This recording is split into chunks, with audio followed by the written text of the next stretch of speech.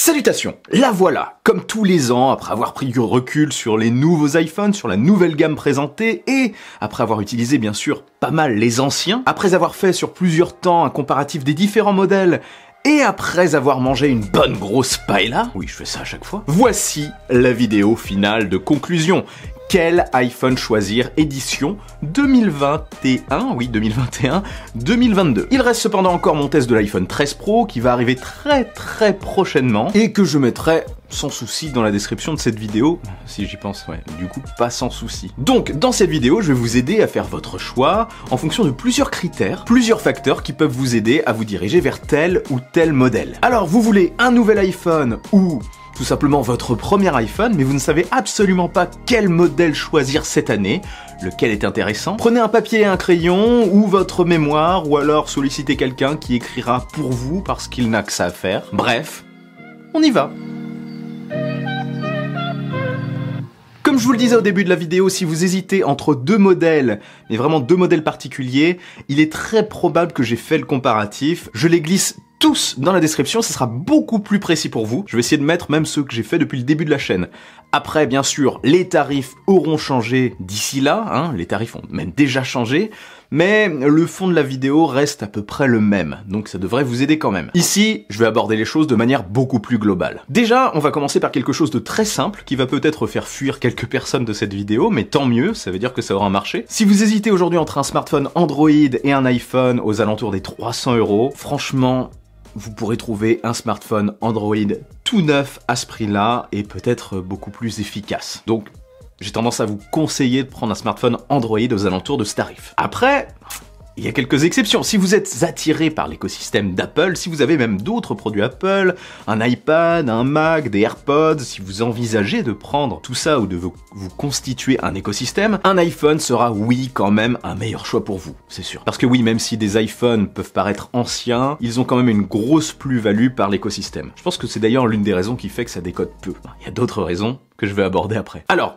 d'abord, petit détail, notez que si vous voulez des AirPods 3 ou des AirPods Pro, oubliez les iPhone 6, 6 Plus et 5S, et aussi tous les précédents modèles, ils ne sont pas compatibles avec ces produits. Ça commence à partir de l'iPhone SE et de l'iPhone 6S, le premier iPhone SE et l'iPhone 6S. Voilà, ce détail passé, continuons. Pour moi, l'un des principaux critères pour faire votre choix, qui peut vraiment vous aiguiller, c'est la durée des mises à jour logicielles du modèle que vous choisirez. Apple, déjà, c'est une entreprise impressionnante de ce côté-là. L'iPhone 6S est sorti il y a, attention, 6 ans. 6 ans au moment où je sors cette vidéo, et il est compatible avec iOS 15. C'est dingue. Tout va bien les gars, le téléphone a 6 ans, mais on vous sort quand même la mise à jour. Après bien sûr, les autres iPhones sans mise à jour fonctionneront très bien, mais j'ai quand même du mal à vous les conseiller. Ils vont mal vieillir et c'est quand même dommage de passer à côté des nouveautés iOS, même si elles sont limitées sur des modèles plus anciens aussi. Donc, à partir de fin 2021, ce que je peux vous conseiller dans un premier temps, c'est de rayer de la liste tous les iPhones qui sont sortis avant l'iPhone 6S. Et encore, je vais développer. Mais avant de continuer, quel que soit votre iPhone, quel que soit le modèle que vous choisirez, ce sont des petites bébêtes fragiles et je vous conseille de les protéger pour les faire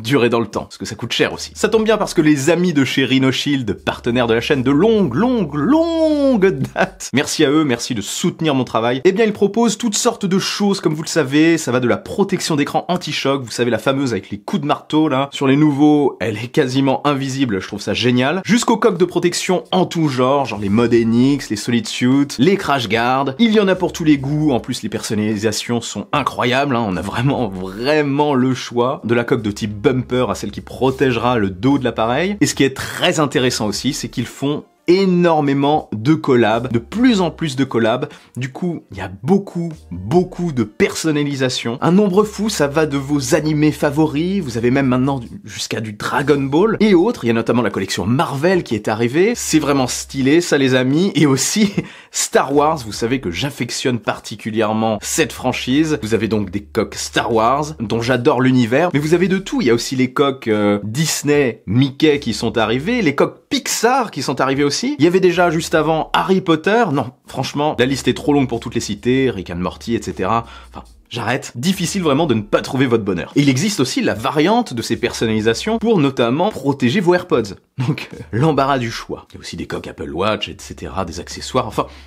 allez voir. En plus, comme je vous l'ai dit juste avant, en ce moment, c'est le Black Friday. Il a commencé le 18, il se termine le 1er décembre, donc du 18 novembre au 1er décembre. Et pendant cette période, vous aurez jusqu'à moins 60% sur le site et moins 10% supplémentaires avec le code Reframe21. Mon code habituel, en fait, passe à 10%. Oui, ça régale sec. Et attention, faut se dépêcher parce que après le 1er décembre, mon code repasse à 5%. Ce qui est déjà ça. Alors profitez-en, vous retrouverez les liens, comme d'habitude, dans la description. Ceci étant dit, continuons. Je vais commencer par tous les iPhones qui ne sont plus vendus aujourd'hui par Apple. Vous pouvez encore en trouver en vente pour les plus récents, oui, neuf. Un iPhone 12 Pro aux alentours de 900 € et un iPhone 12 Pro Max aux alentours de 1000 € peuvent être intéressants aujourd'hui. Neuf, bien sûr, bien que j'aurais quand même tendance à vous diriger vers un iPhone 13. Il y a une vidéo aussi sur le sujet dans la description. Pour les autres, c'est-à-dire tout sauf l'iPhone 11, l'iPhone SE 2020, l'iPhone 12, l'iPhone 13 et l'iPhone 13 Pro. Vous pourrez donc en trouver, donc tous les autres hors cela, sur le marché de l'occasion ou en reconditionné. Je vais vous dire, perso, ces marchés ont tendance à ne pas spécialement me rassurer, mais si c'est le seul moyen pour vous de faire une bonne affaire, pourquoi pas avoir un iPhone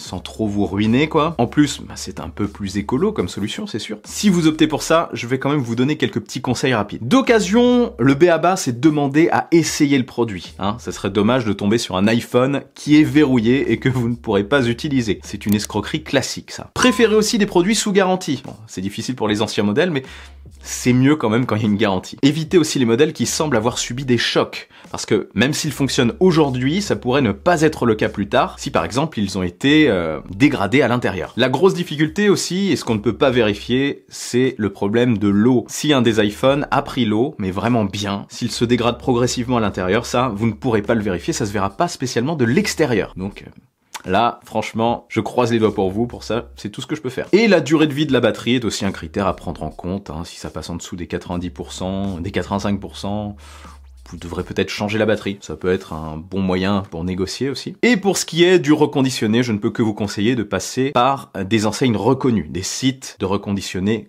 connus. Pour le service après-vente, déjà, ce sera beaucoup mieux, je pense. Renseignez-vous aussi sur les espèces de marketplace de reconditionné, sur la qualité des vendeurs, sur leurs notes. Soyez très vigilants, vérifiez bien, étudiez bien avant d'acheter. Alors maintenant que je vous ai conseillé un petit peu tout ça, passons aux iPhones en eux-mêmes. Je déconseille cette année les iPhone 6S, 6S Plus, SE première génération, 7 et 7 Plus. Pourquoi? Tout simplement, je trouve qu'ils datent trop. Ils sont vieillissants et à tarif équivalent, vous pourrez trouver des trucs peut-être mieux, encore une fois, du côté d'Android. Je ne pense pas qu'ils vous satisferont pleinement dans le temps. Je conseille de débuter en fait à partir de l'iPhone 8, de l'iPhone 8 Plus et de l'iPhone 10, bien que je ne sois pas spécialement chaud pour les deux premiers, le 8 et le 8 Plus. Le 10 par contre peut encore être un choix intéressant, même si c'est limite pour moi. Il est toujours actuel, même si en fluidité, ça baissera un petit peu avec le temps. Ça ne sera pas du niveau des iPhones plus actuel, forcément, oui, c'est logique. Il aura probablement encore au moins 2 ans de mise à jour, donc ça c'est pas trop mal, et fonctionnera encore bien après ces mises à jour, je pense. Donc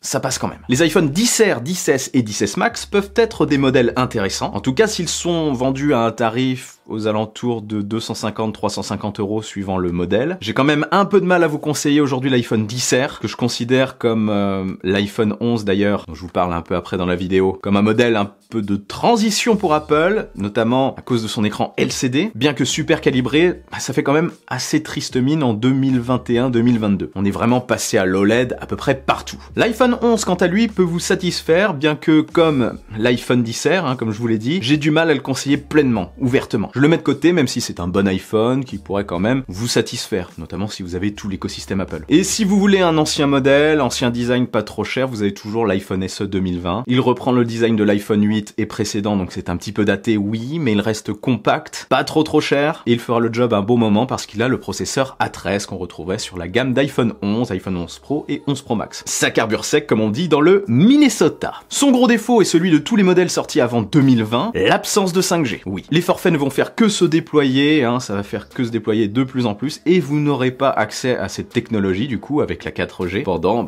le temps que vous garderez ce smartphone. Vous aurez peut-être envie de changer au bout d'un moment. Et donc la gamme d'iPhone 11 partage ce même problème. Ce qui nous conduit maintenant aux iPhones que je peux vous conseiller cette année. Les yeux presque fermés, pas totalement, vous allez voir. Il y a quelques petites subtilités. Je parle donc des iPhone 12, 12 mini, 12 Pro, 12 Pro Max, 13, 13 mini, 13 Pro et 13 Pro Max. Je vais d'abord en éliminer 2, sauf si bien sûr vous les trouvez à un tarif très intéressant. Inférieur supérieur à celui du site d'Apple notamment. Donc je vais supprimer de ma liste, dans ces cas-là, l'iPhone 12 et l'iPhone 12 Pro. Le 12 d'abord parce que c'est le moins intéressant cette année. Pour 50 € de plus à stockage équivalent, vous pouvez vous prendre un iPhone 13, le tout dernier. Donc économisez un petit peu plus et prenez-vous un iPhone 13, clairement. Ça serait un mauvais coup à jouer que de prendre l'iPhone 12. En tout cas, à ces tarifs.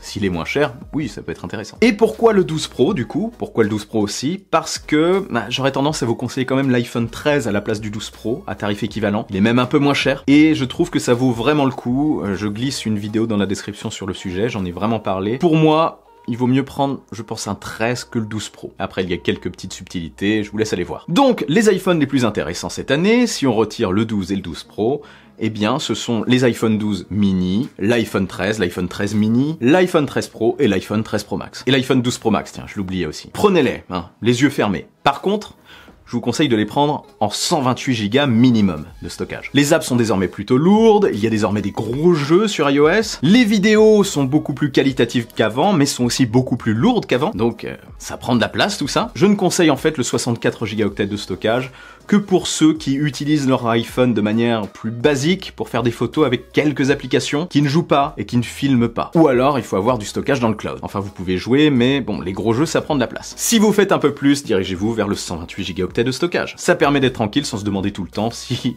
on aura toujours de la place. Ça évitera aussi de faire le vide sur votre smartphone et de supprimer des apps que vous aimez utiliser pour faire de la place pour en mettre d'autres. C'est pas agréable de devoir supprimer des choses juste pour être tranquille. Donc voilà. Message, commencez par 128 Go de stockage en 2021-2022. Je finis en express avec les iPhone 13 Pro et 13 Pro Max. Ce sont les plus chers, ce sont les derniers, ce sont les meilleurs. Si vous avez le budget et que vous voulez ce qui se fait de mieux, eh bien c'est très simple. Allez-y, dirigez-vous vers les 13 Pro et 13 Pro Max. Je n'ai rien de spécial à ajouter par rapport à ça. Je pense que si c'est votre cas, vous ne devez pas beaucoup hésiter. Après, tous les autres critères de choix sont totalement personnels. Si vous photographiez, filmez beaucoup, si vous aimez utiliser un téléobjectif, privilégiez les modèles pro. Si vous filmez beaucoup, les modèles classiques sont désormais très très bons aussi en vidéo et en photo, même sans téléobjectif. Les 12 et 13 restent très efficaces. Pour ce qui est de la taille après, là c'est à vous de voir. Allez essayer en magasin pour vous faire vraiment un avis. Les minis sont très compact, ça peut faire drôle au début, ça peut aussi ne pas vous satisfaire. Je sais que moi personnellement je prendrais pas un mini, je trouve ça trop petit. Mais bon, ce n'est peut-être pas votre cas, il est peut-être fait pour vous. Les modèles de 6,1 pouces, donc les classiques et les pros de 6,1 pouces, sont pour moi un excellent compromis entre compacité et qualité d'affichage. Ils ne sont ni trop petits ni trop grands à mon sens. Les Max, sinon, sont encombrants, ils sont beaucoup plus encombrants, mais en contrepartie, ils offrent une meilleure surface d'affichage et une meilleure autonomie aussi. Il y a plus de place pour la batterie, bien que maintenant, la batterie sur la génération 13 est vraiment bien sur tous les modèles. Voyez en gros si vous êtes prêt à sacrifier le confort d'utilisation et en poche pour gagner en confort d'affichage. C'est beaucoup mieux pour jouer, c'est beaucoup mieux pour regarder des séries, des films, mais ça prend beaucoup de place dans la poche. Et ça s'utilise principalement à deux mains. Voilà, en gros, pour synthétiser à mort avant de vous laisser, j'ai tendance à difficilement conseiller cette année les iPhones qui n'ont pas de puce 5G, qui sont en 4G donc. Tous ceux qui sont sortis avant l'iPhone 12. C'est tout simplement pour que vous gardiez votre iPhone le plus longtemps possible, dans les meilleures conditions possibles. En plus, c'est plus cher, oui, mais ça va durer dans le temps en termes de mise à jour. Je conseille aussi 128 Go de stockage minimum. Et du coup, ma liste de prédilection est la suivante. 12 mini, 13 mini, 13, 12 Pro Max, 13 Pro et 13 Pro Max. Ça en fait 6. Un 12 mini d'ailleurs à 550 €, enfin aux alentours de 550 €, ça peut être vraiment très intéressant cette année. Là, vous êtes refaits les amis. Voilà pour moi, j'ai essayé de faire court. Si vous avez des questions, n'hésitez surtout pas à laisser un commentaire en dessous. Si ce n'est pas moi, peut-être que quelqu'un d'autre vous répondra. L'entraide, ça fonctionne très bien en général ici. Sinon, dans la description, vous trouverez plein de vidéos comparatives, des vidéos qui datent même peut-être du début de la chaîne. Je vais essayer de pas en mettre trop non plus, mais ça peut vous aider. Je vais peut-être toutes les mettre, je vais voir. Vous retrouverez aussi des liens vers des iPhones et vers les produits Rhino Shield, comme je vous l'ai dit tout à l'heure. Oui, la description va être très remplie, c'est sûr. Et avant de partir, n'oubliez surtout pas le bon pouce en l'air qui claque, l'abonnement qui fait vraiment plaisir. Je suis aussi sur Twitter et sur Insta. Vive la technologie, vive le futur et surtout, n'arrêtez jamais de rêver.